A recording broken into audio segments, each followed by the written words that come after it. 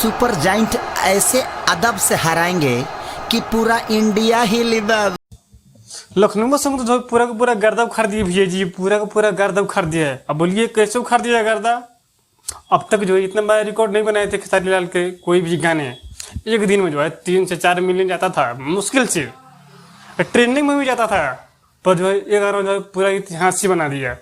इतिहास जो है बनाने का जो है मेन कारण क्या है? आईपीएल का सीजन है।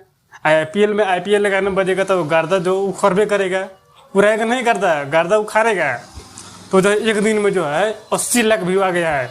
80 लाख। कल जो है 1 नंबर पर ट्रेंड कर रहा था, आज जो है 2 नंबर पर है। मगर जो है लगातार जो उसका व्यू जो है मत पूछिए, सब जो है ना आंधी की तरह भाग रहा है भाई, आंधी की तरह।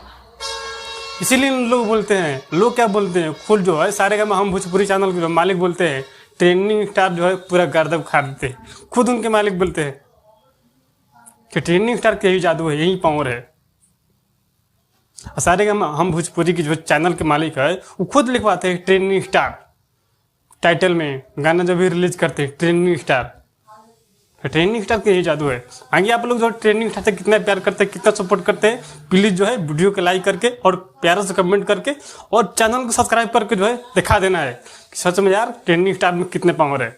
आप लोग नहीं दिखाइएगा तो समझेंगे जो है आप लोग जो है छोट मोट का फैन है।